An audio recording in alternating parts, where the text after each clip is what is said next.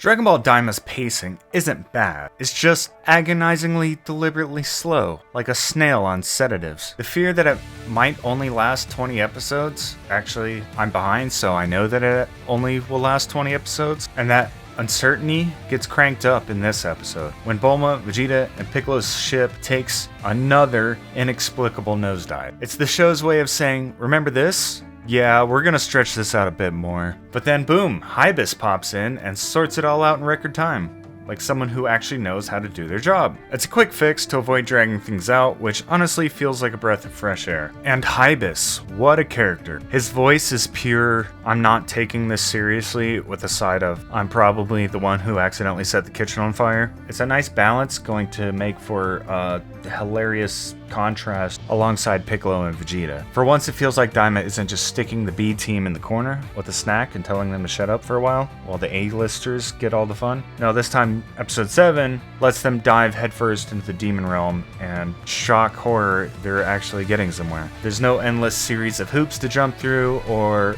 oh no, we're stuck moments, they're actually doing things. It's about time Daima gave them a seat at the table. Meanwhile, the A-team is getting their ship rifled through by the Gendarmerie, who are once again on their usual find Goku and ruin everything mission. The Gendarmerie have essentially become the Daima's go-to punching bags.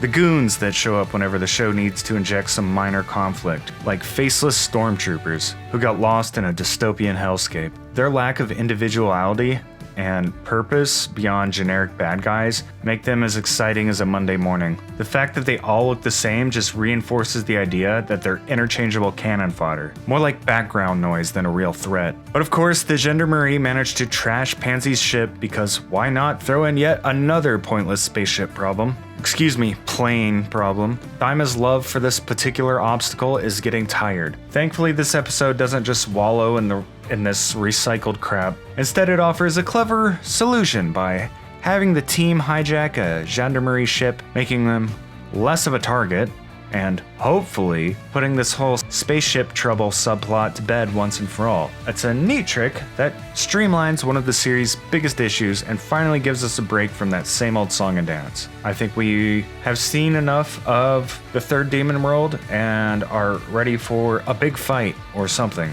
On top of that, this episode gives more details about the third demon realm's magic collars and the sinister role Dr. Arinsu plays in all of this. Pansy's been a sympathetic character from the start, but this new layer of her being shackled by the collar just makes her more tragic. Only for Supreme Kai to magically remove it, shortly after discovering that she was even wearing one of those collars. Sure, his ability to destroy Pansy's collar is a bit of a convenient plot device moment, but it works, and I don't have too much trouble suspending my disbelief to think that Supreme Kai can just do that. It's a nice thematic callback, providing that Supreme Kai's actually been useful in this show, unlike his Buu Saga days. He has been the smart one of the group, asking all of the right questions and providing all of the deductive reasoning. He even did a little fighting in this episode. I don't think I've ever liked Supreme Kai as much as I do in this series. I think I honestly prefer his voice over his adult one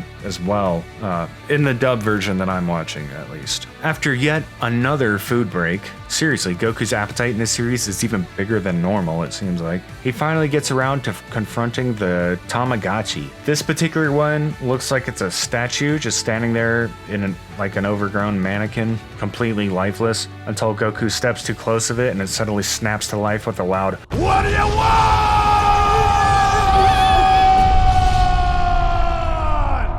It's jarring and hilarious at the same time, like waking up to a yelling alarm clock that's been asleep for 1,000 years. The Tamagotchi is just chilling in the open, right outside a village, while the locals continue with their daily lives like it's the most normal thing in the world. It's not that the Tamagotchi are hard to find, they're just too powerful to even bother with anymore. It's not about them being elusive, it's about everyone just knowing that they're invincible. It's a fresh, cynical spin on the usual mysterious, powerful enemy, turning the Tamagotchi into a relic that people just shrug off because, well, everyone's tried and failed. So, who really cares? Anyway, this episode kind of just ended without anything particularly earth-shattering happening. But here's the thing, at the same time, it didn't feel like a waste of time. The 23 minutes of this episode zipped by like they were trying to outrun the plot. And when I sat down to write this, I had to stop and go, wait, what actually happened here? It's not filler per se, but the whole episode feels like the calm before the storm, just getting the chess pieces on the board in position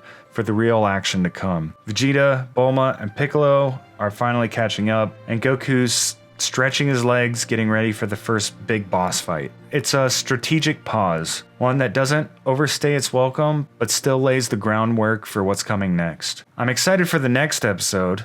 It feels like the series is done wasting time. Not that it has been a waste of time, but then, aren't all things a waste of time? Everything we do is a pointless cycle, a desperate attempt to grasp at meaning in a universe that offers none. We pursue careers, relationships, and dreams, all in the hope of finding fulfillment. But each pursuit is just a temporary distraction from the inescapable truth that everything fades into nothingness. Time itself, this precious resource we're constantly chasing, is nothing more than a fleeting illusion, a concept invented to give our lives structure in the face of our inevitable demise. Whether we create art, build empires, or fall in love, the outcome is the same. Our actions, no matter how monumental, will eventually be erased, forgotten, or reduced to mere footnotes in history too vast for us to comprehend. The absurdity is that we know this, and yet, like trained rats in a maze, we continue, convinced that the next turn will reveal something different, when in reality, the only certainty is the eventual return to nothing. Anyway, I've gotten a bit off track, but what else is new? We all get distracted by shiny things, thinking they mean something in the end, but like everything else, it's probably just a waste of time. Until next time, or whenever, assuming anything matters, which it probably doesn't.